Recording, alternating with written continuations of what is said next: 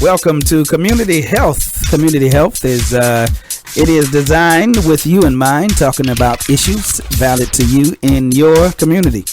Today, of course, is our host, as always, Alvin Simmons. This is Alvin with Community Health, and we are back. As I said, my co-anchor is here with me today, Dr. Terry Yamauchi. Well, he's on the phone, and as probably most of you remember, Terry is a pediatrician.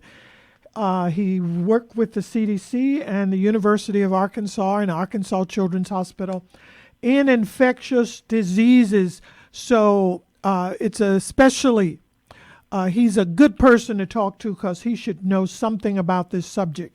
Is that correct, Terry? You're right on, Alvin. Wonderful, wonderful. Okay, I believe you said you wanted to talk about some of the adverse effects with a second shot first. So yeah, I do think I hear people talking about the adverse reactions or having some problems with with all vaccines, but of course currently the rage is on COVID vaccine, and it seems that some people are complaining about the second shot, the booster, or the second shot after you've initiated prophylaxis with the COVID vaccine. And I just wanted to just clear up a little bit about that reaction. Okay. We all know, at least in the medical field and people with some medical knowledge now, that vaccines are probably the best method of trying to protect individuals from the disease or a disease. And so with the activity around people dying or suffering serious complications with the natural disease of COVID, was a big rush to develop a vaccine. We now have several vaccines that are out there available and becoming even more available, and we have had more people receive the vaccine in a short period of time than almost anything else. But there is some fear, both being perpetuated and some real concern about the vaccine itself and reactions to that vaccine.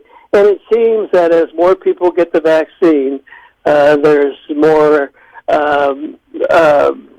discussion about adverse reactions. And it appears that the more serious reactions have been occurring with the second or booster shot. I don't know, Alvin, if you want to ask any questions or if you want to steer this in any way. Okay. The reactions to this vaccine do mean that the vaccine is working. I mean, your body is responding to the vaccine and building protection against the agent that causes COVID. About how frequently that occurs and how serious it is mainly depends upon the person. Okay. And like I say, I don't know what you want to do at this point.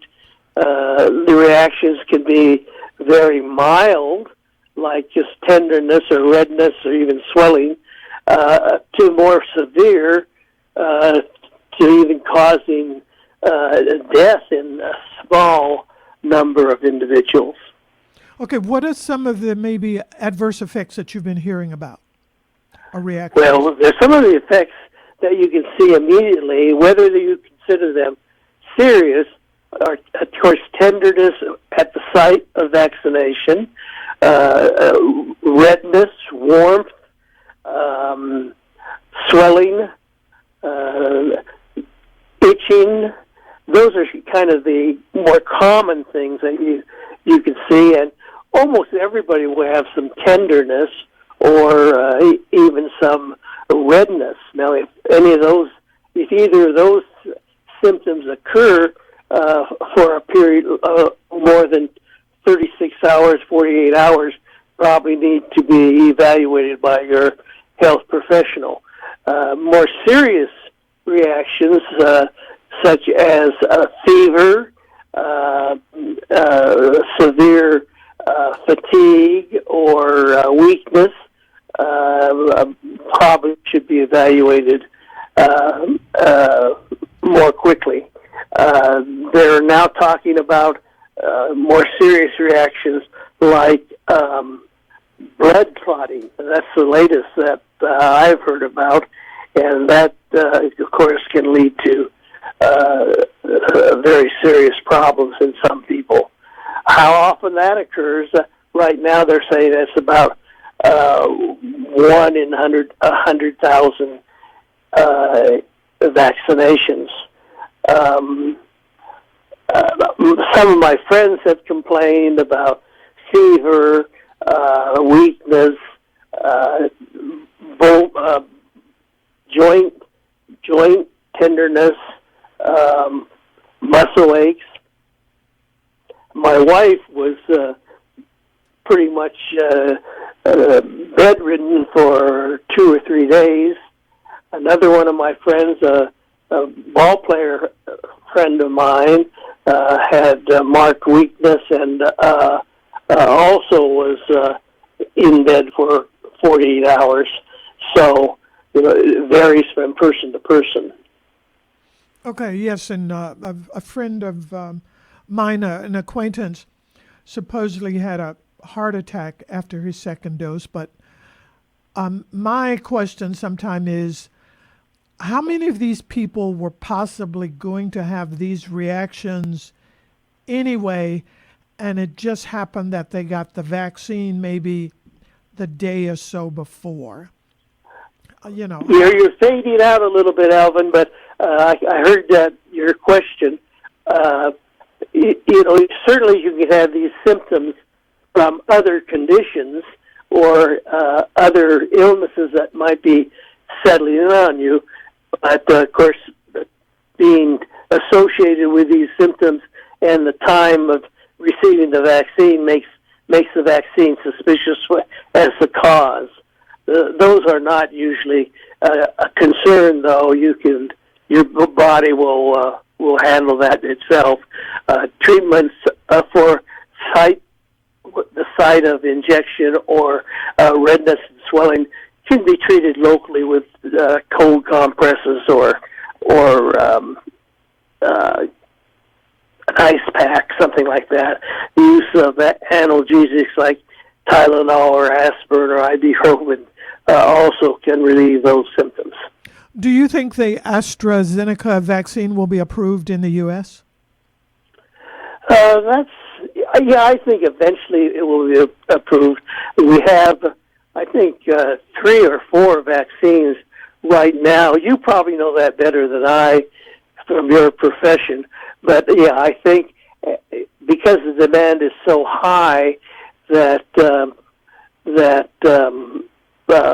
we will be pushed to have more vaccines available quicker. Okay, have you read anything as to why they think AstraZeneca is causing the blood clots? I mean, I haven't. Well, I'm sorry. Again, Alvin, that's an interesting phenomena that we're starting to see. Like I say, it hasn't been. The studies aren't out there yet to tell us the real numbers. I think the estimate most recently is 1 in 100,000 injections may cause something like this, and we don't know enough about those people that have had that reaction yet to know if there's something else about those individuals that makes them more prone to this kind of adverse reaction.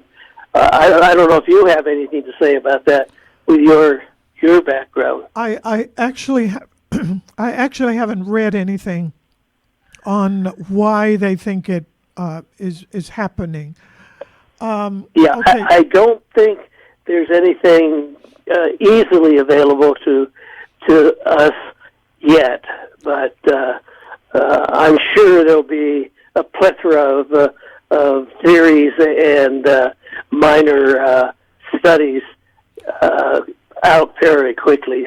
Okay, yesterday there was some information out that in minorities especially, they are not taking the second injection. You have any thoughts on why you think that might be happening? Elvin, this is one of the things that I worry about. Both of you and I have taken the vaccine. Both of us have had our second injections. Both of us are minorities. I don't hear much in my group about fear of the vaccine.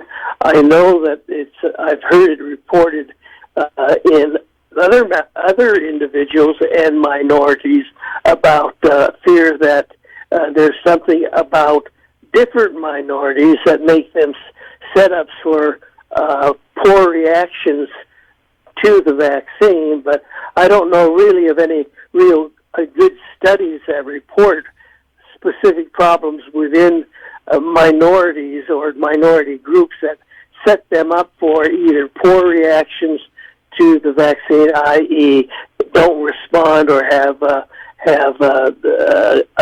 good protection for the vaccine or adverse reactions. Do you have that in any of your literature? I'm going to hesitate on that, but I'm going to say to a degree, yes. Some were saying that they did not have access. That was true in the beginning. Now it's not as true. Some are saying, and I agree with this, the information was not getting to them as to where the vaccine was going to be or what time it was going to be, or it was being held during the day.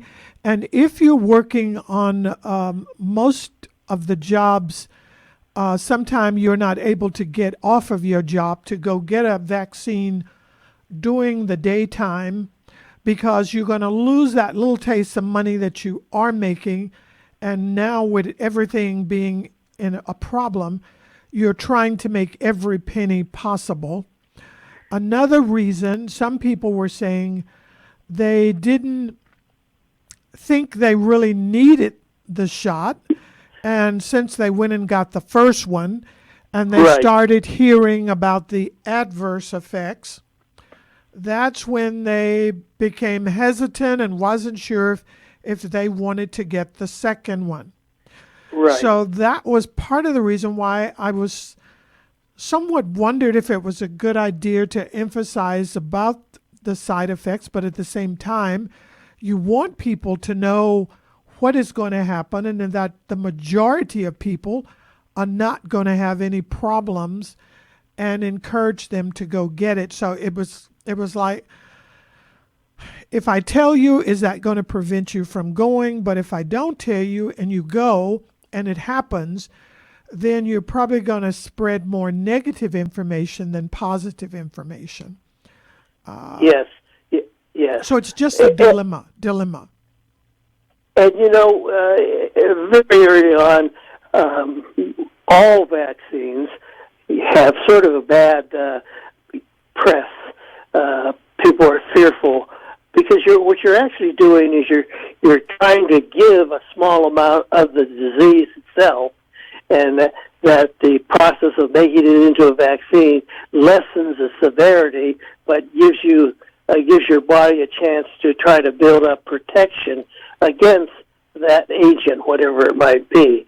Another thing that goes along with work and perhaps not much information is we heard much information early about the vaccine was being held back for people that could afford it. And that's absolutely correct in some nations who have poor support systems and do have less economic resources for the vaccine. Hopefully that's being worked on, but that's still a problem around the world.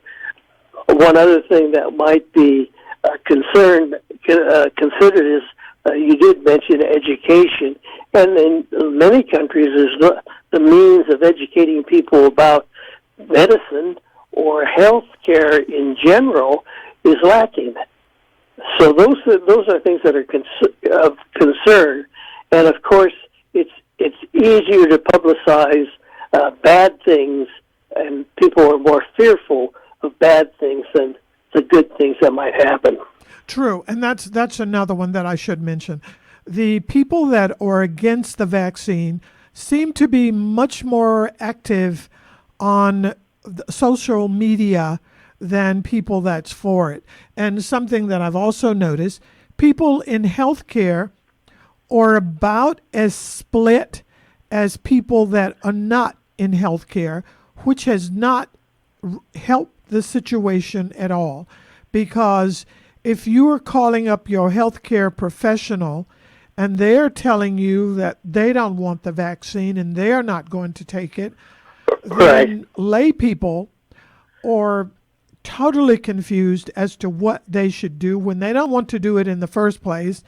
And then they call up their healthcare friends and they say no. And then they publish all of these videos and post them, because I'm in a group, an international group, and some of the same people that have been posting all of these false claims, they're sending their videos all over the world, and they've just got people, especially in third world countries, just really upset that this is something that, people are trying to put over on them, and they are going to use them as guinea pigs, experimentations, and blah, blah, blah. This is Alvin with Community Health, and I'm talking with Dr. Terry Yamauchi. We're going to take a break, and we'll be right back. Black Health Now. We seem to be living in times of mass chaos. Oftentimes, the pressures to remain informed about the world come with the sacrifice of our own mental health and well-being. We have access to a 24/7 news cycle, and taking in negative information on a daily, consistent basis increases our feelings of anxiety, mistrust, and fear. You should know that there's a difference between news and commentary. Newscasters often spend hours debating about unlikely scenarios instead of reporting what has actually happened. Constantly subjecting ourselves to this banter gives off the impression of being informed when we're really just internalizing strong opinions. Reduce the news you watch and give yourself a break. Wishing you health and happiness, this is Erica Monet Bram. Black Health Now.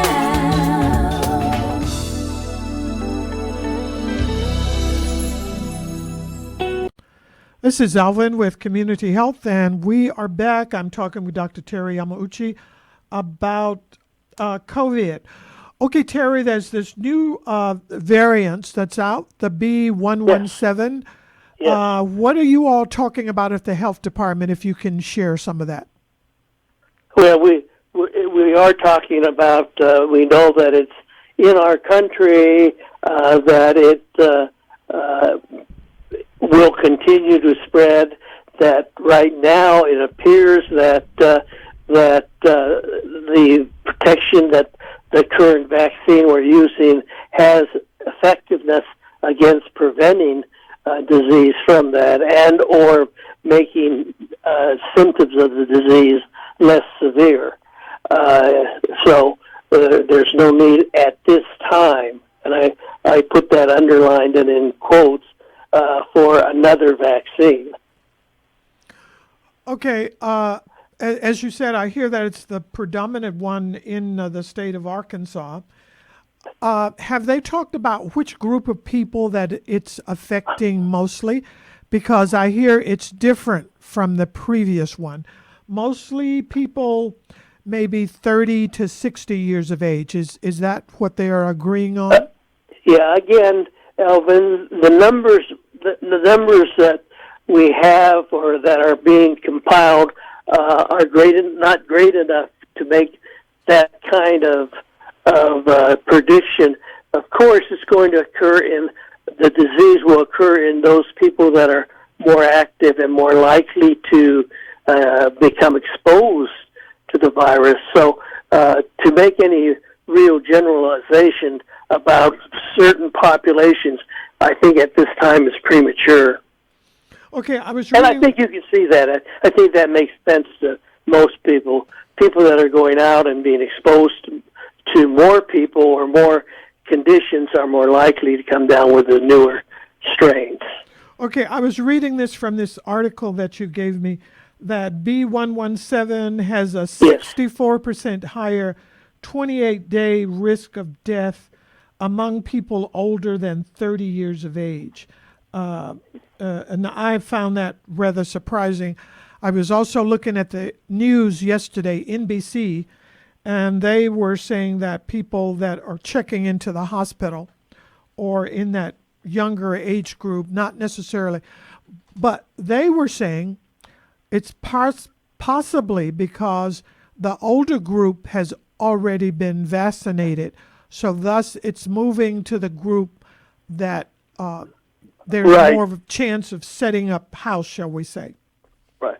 And or besides being vaccinated, more likely to have been exposed to the virus itself. Oh, okay. Let's talk about Brazil, if we can. Listen, since you deal with these viruses and all that type thing on a regular basis, I was listening to a lady from Australia, I believe first. Yeah. She was saying that even though the variants from the UK is here, she was saying that we would probably develop our own variation anyway because it's just the nature of viruses. What is your thought on that? Yeah, I think that the thought process is correct. We're being exposed to new viruses or variants of our old viruses almost daily. Okay. And you know from your training yourself that, we develop little resistant patterns or little susceptibility patterns frequently and almost continually ongoing. So I don't see anything right now that changes that. The problem that is frightening is that as these viruses change or mutate, if those viruses become cross-infected or contaminated or mutate with other species, there may be different defense mechanisms that develop within the other viruses that make it more difficult for us to treat. Okay. That was the fear with Brazil. They're saying since it's just rampant and virtually nothing is being done, and that country borders with 10 additional countries in South America, then are we looking for a Brazilian strain to be headed our way? What does your crystal ball say? Probably the same thing yours does. Maybe. The other part of that is encouraging, more encouraging might be, maybe it'll burn itself out. Okay. So, let's again. Sorry, go ahead. These things, Alvin, are so, I guess, to me, non-predictable. I told you about some of the early work I was doing in the laboratory, and that, the virus, I was working with an influenza virus, and it changed in one generation. That it just changed almost completely. So I'm very reluctant to try to guess at what happens to the virulence pattern, the availability of causing either no disease, more disease, terrible disease, or just disappears. I don't know enough, and I've been gone for so long, from the laboratory experimental type of research that I'm reluctant to say anything except, yeah, maybe it'll change. The report that was issued by the World Health Organization, since we're talking, did you find anything new in that was interesting from your point of view? Well, I thought, well, yes.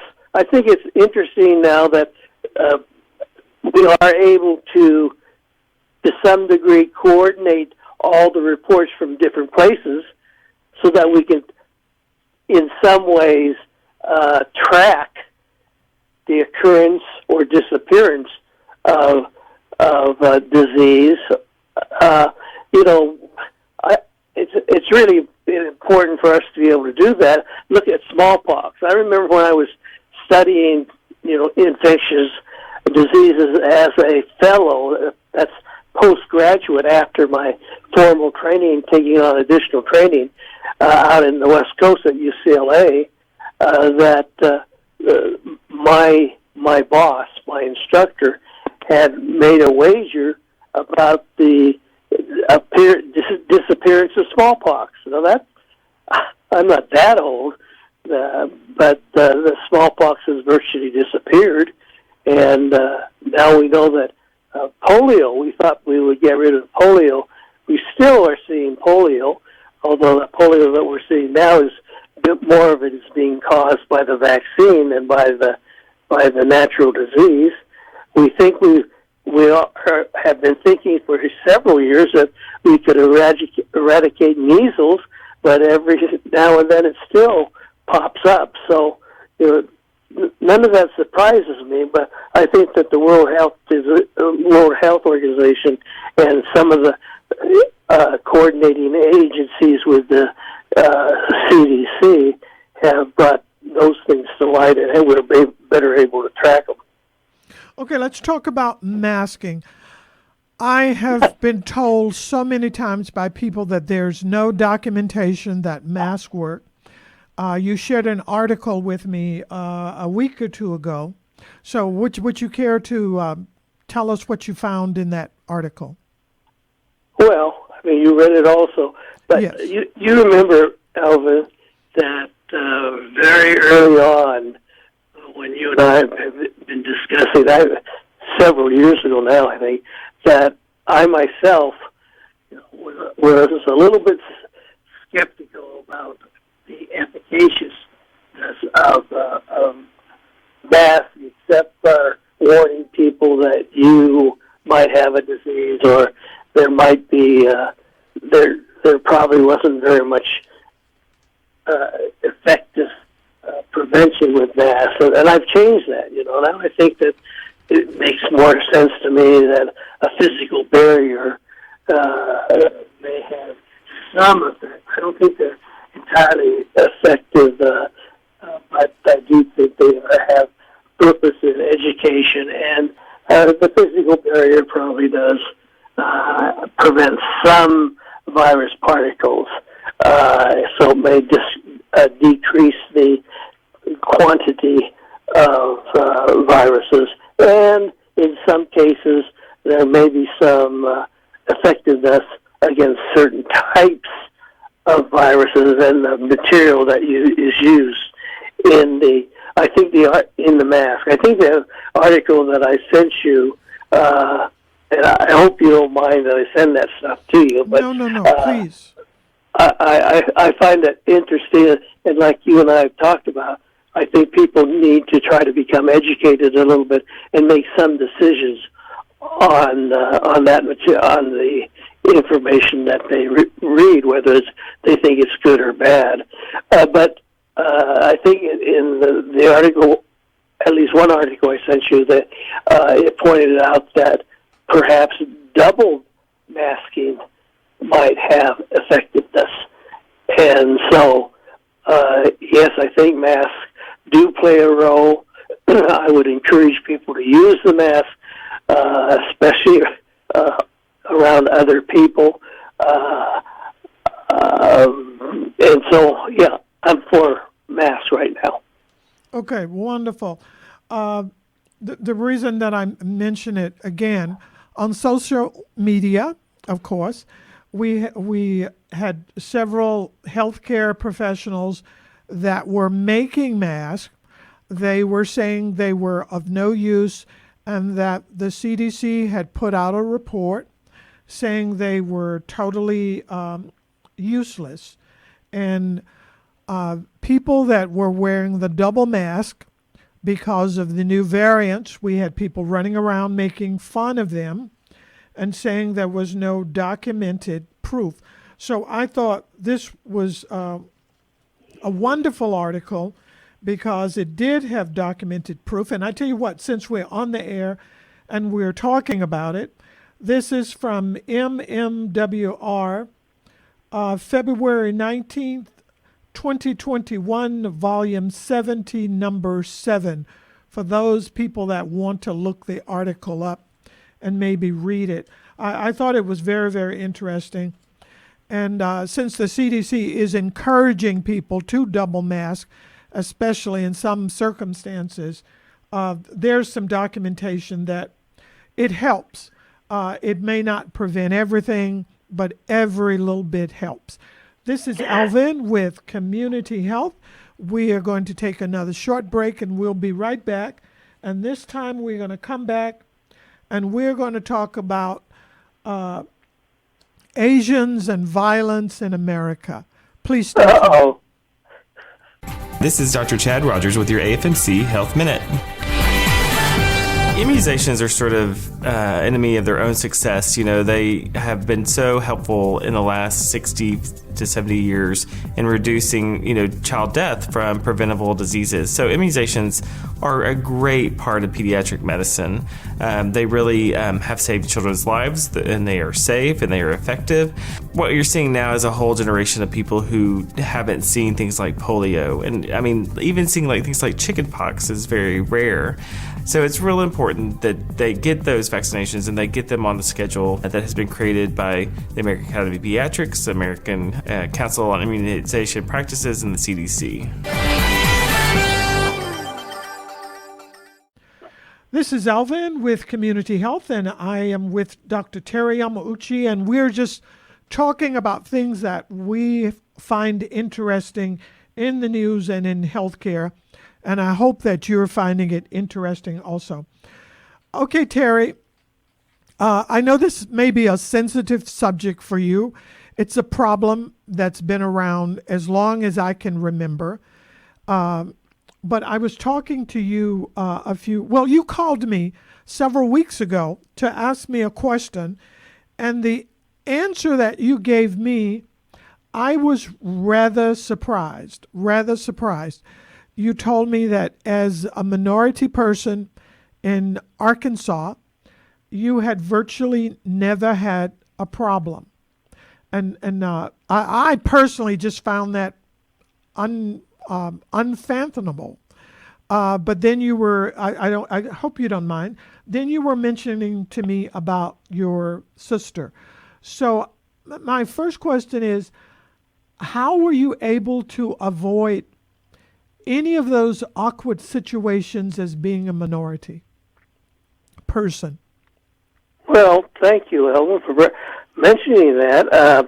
The background on my sister and why I asked you, my sister lives in Portland, Oregon. That's where I was born and raised. And I am a third-generation Japanese. And that means that I was born in the United States. I was actually born in Portland. And I had all my schooling and training in the United States. Now, I've been out of the country, and my father, who was a Nisei, that's the second generation born in this country, raised in this country, was from the West Coast also. He is from Washington, state of Washington, and he served in the military. It was called the 442nd Army Unit, and he was decorated for his service. He was wounded and decorated. And actually, my mother and I were in not a concentration camp, but an internment camp where they put lots of Japanese people. And my father was serving in Italy and actually was wounded in Italy while my mother and I were there in camp. So, I have suffered, if you call that suffering. And of course, I don't remember that, and my parents didn't talk about that.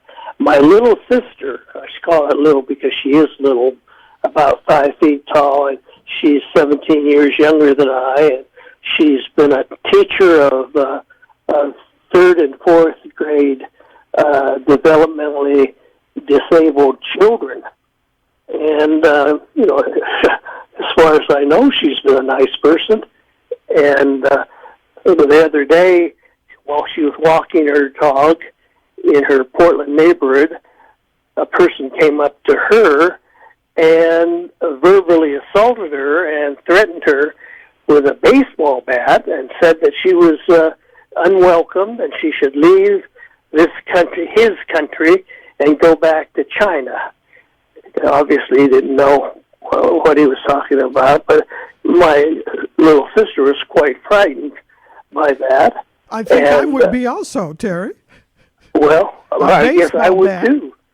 And so she asked me if I had ever, been threatened here in Arkansas, because to many people, Arkansas is still a long ways away socially from their parts of the country. And I said, that's to me very foreign, because I'd always been friendly and I thought respected. So, but it did make me think, and that's why I called you and asked questions to you, being another minority. So I don't know what else I can say. I've done my best to educate people. It did make me, though, look up, and I found a picture of the barracks that my mother and I stayed in. My father, and the barracks that I stayed in, the state was in Idaho. And actually, I found out that my grandfather on my mother's side, on my father's side, was placed in a camp here in Arkansas. And I didn't know that until you may have seen this. Back in the days when I was the director of the Department of Human Services, a reporter found that out and actually reported about it, and I was quite surprised because I never knew, I had never heard that, and didn't know about it, and so it was a surprise to me. My father won a Purple Heart, and that he gave to me. I have that in my home, but my parents never really were too interested, or maybe they thought they were protecting me in talking about the war and any things that might have happened to them, other than being placed in this internment camp. Now, as far as sports, and I've always participated in sports. I think one of the reasons that I never felt different was that my parents were very active in our community. My father coached; he was Boy Scout leader. My mother had classes for the public and for the Girl Scouts and things like that. So we were always active in the community. And to be honest, I didn't even know I was Japanese until I was 7 or 8 years old. I thought I was just like everybody else, just shorter. So, but I've always been active in sports, and I've enjoyed it. And I don't know any of my friends who have ever been discriminatory to me. So it was a surprise to my little sister that I had not had any problems. I know my son was not allowed to participate in a cotillion here in Arkansas, and he actually told me, I said, "Do you know why you can't do cotillion?" He said, "Yeah, because I'm half Japanese." And I said, "Well, that's right." I said, "How does that make you feel?" And he said, "Well, I'd like to be with my friends and eat pizza, but he said I'd rather have you for a dad than eat pizza with his class." So that always made me feel good.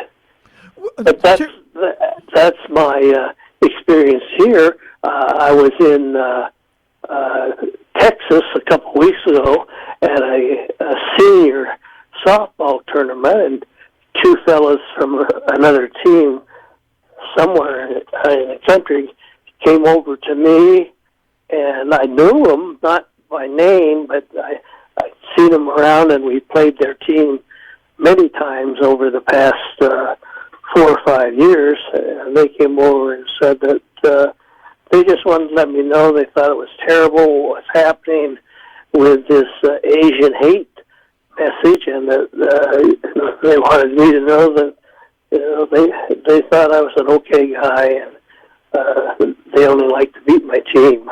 But so that made me feel real nice, but I never felt badly. And I know you have had different experiences, but I just thought I'd pass that on to you.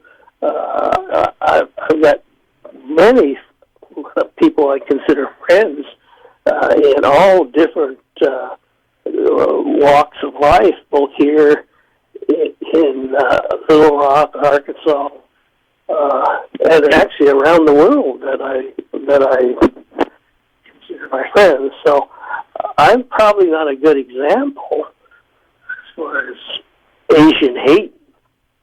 Okay, I thought it was, well, I'm not really sure. Number one, I can't imagine, but I think it might be wonderful to be able to live your life and not to have that as a problem. So from that point of view, I really think that's wonderful on your part, that you really never had to face it. But at the same token, as we were talking about this, when you were talking about your son, I wondered if you had that dreaded conversation that most fathers of minority children have, the do's and the don'ts and what's going to happen to you. And, you need to be cautious. Like, I'm sure everyone in the Asian community is having now, that, you need to be aware of your surroundings, especially look out for your elderly relatives, because what you're seeing, this man walking up to this lady and just stomping her, I mean, just vicious, crazy or no crazy, it just makes you, wonder for your friends. But at the same time, as a minority person, you just, well, I just knew this was part of life.